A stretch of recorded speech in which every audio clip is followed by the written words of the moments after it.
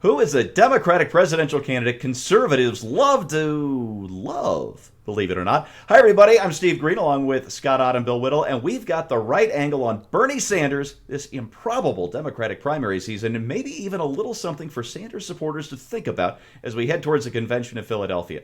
And you know what? I'm not kidding about this, guys. I really do feel the burn these days, and maybe our viewers will too after watching the segment. Because if even a dyed-in-the-wool, Constitution-loving, Ayn Rand-reading, Robert Heinlein-living, small L libertarian like myself can find a lot to like and respect about, the Soviet Union honeymooning, Castro-loving, little red book-clutching, democratic socialist Bernie Sanders, well, then maybe anybody can. So the thing is, from crony capitalism to political corruption to out-of-control student debt to rotting infrastructure to lousy healthcare coverage to hell, for all I know, the rent being too damn high, Sanders has correctly identified almost every political pathology this nation is suffering these days. Now, keep in mind, every single one of his policies is wrong, dead wrong, and everything he's prescribed has been tried and failed by big governments almost everywhere for the last 3,000 years. There's nothing new here. But in some ways, Sanders is far wiser than he gets credit for, especially by us on the right. And talk about brave. He's been taking the fight to Hillary Clinton and this jillion-dollar Clinton machine, and he's going to take that fight all the way to the convention, he says. I got to admit, you guys, I'm impressed by that. So even though I don't agree with his solutions, they are beloved by mainstream Democrats. So my question to you, Scott, is this. Why can't Bernie get a fair shake with the Democratic insiders who are sticking with Hillary even as she sinks lower in the polls against Donald Trump? Well, Bernie Sanders' primary problem is that he believes the things that the Democratic Party, at least the core elite of the Democratic Party, truly clings to in their heart of hearts. And his problem is that he says it out loud. He says the things that they really believe, and they're like, shh, you get elected first. And so I think that that's really admirable. I mean, he comes right out and makes the chief campaign issues, the things that they sort of hide in the closet, they know that the mainstream electorate is not going to go for that kind of thing. The other thing I love about Bernie Sanders is that it's now gotten to the point, as it did with Sarah Palin, when you weren't sure that you really knew who Sarah Palin was because you had seen Tina Fey do her so well that you thought maybe it was Tina Fey. Well, now I'm pretty sure that Bernie Sanders may be Larry David. I'm not absolutely clear on who is who. But frankly, the guy appears to believe what he says, say what he believes. As you said, he correctly identified many of the things ailing this country. And the only problem with him is that all of his solutions are wrong. As it happens, one of my daughters is a big Bernie Sanders fan, and I was having a conversation. I did an interview online with her and said, is it possible that that there is common ground between conservative Republicans and Bernie Sanders supporters in identifying things like the corruption caused by big government getting in bed with big business, and that maybe you'd be open, or Sanders supporters would be open to other solutions other than the ones that Bernie has proposed? Her answer, and perhaps she's an anomaly because she's sensible and intelligent, but her answer was yes. Yeah, because we want to deal with these things. We don't think that he's the Messiah. We don't think he has all the answers, but at least he's somebody who's speaking the truth. You got to respect that. Although I can't help thinking, the sea was angry that day, my friends, like Bernie Sanders trying to send back soup at a deli. All right.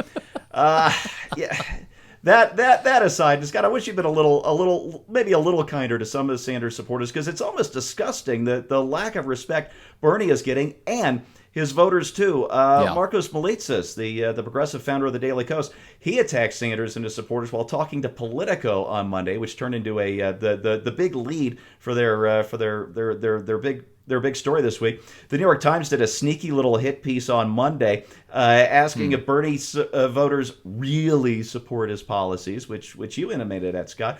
And Hillary herself has said she's not going to debate him again. At the exact same time, she's spending millions on TV ads to smear Sanders in California, which, of course, is the last big primary coming up here on June 7th. Right now, Democratic insiders are actually, they're just laughing at Bernie supporters because they know that the fix is in. So, Bill, if you're a Sanders supporter, shouldn't you be as mad as hell and not going to take this anymore? Absolutely, and there's a couple things I want to say. First of all, when you mentioned Marcus's name from Daily Kos, I realized I haven't heard the words Daily Kos in like 3 years. It's been a nice 3 years. It gave me like a little endorphin rush, Yeah. Because I remember those people were just spouting their idiocy every single day. I think, Steve, my feeling about Bernie supporters and the treatment he's getting is kind of predicated on your setup. Bernie's like a doctor, but there's a difference between diagnosis and treatment. Bernie's like a terribly gifted brain surgeon who sits in a room with you and says, having looked at the MRIs and the X-rays and looked at this from 3 dimensions, this interior CAT scan we've determined that you have a brain tumor in this exact precise location. And you go, okay, great. I'm glad we got a handle on it. What are we going to do next? He says, we're going to have to amputate your head. Oh, I thought you were going to recommend a course of leeches. No, we're going to have to amputate the head. Okay. I think that's the only way to be sure. He is one of these guys whose solutions will be worse than the problems he's brought to it. He's never had a job in his life, and everybody talks about how smart he is, but he will occasionally tweet things that are just third grade economics. It like classic Bernieism is refinancing your house is only 4%, but a student loan is 15%, and that's disgusting.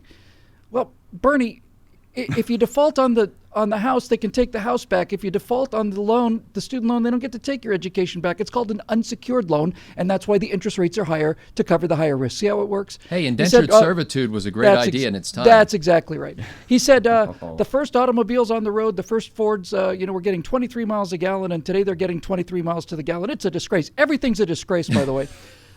And somebody pointed out to him that, first of all, there's very few cars that get as low as 23 miles per gallon, but those that do, like let's say a Corvette or something, it's not 23 miles per gallon and 6 horsepower. It's 23 miles per gallon and 600 horsepower, and it's moving a car at probably no end to the top. These kind of things, they sound reasonable and they sound good, but they don't make any sense. And coincidentally, right after we tape this today, I'm going to be shooting the next Firewall, which is called Bernie's Free College Isn't Free.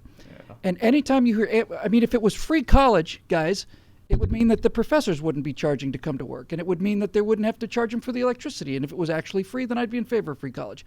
It's not somebody has to pay for it. And, not to cheat the conclusion, but, millennials who you guys who want the free college, guess who's going to be paying for the free college for the rest of their lives? Yeah, Steve, I can't wait to see the college professor who says, if it is to be free, let it start with me. Yeah, that's right. So it's not free. And it's just Steve, I guess what I'm trying to say about Bernie Sanders is this. If he doesn't know better, he should. And if he does know better, then he's just another lying communist. Well, those are all fair points, but I'd like to wrap this up by speaking directly to Sanders supporters because, you know what, I feel your pain, I really do. The Republicans haven't nominated one presidential candidate I could support without reservation. Not one. Since I cast my first vote in 1988, and if you didn't do Common Core math, that's a long time ago.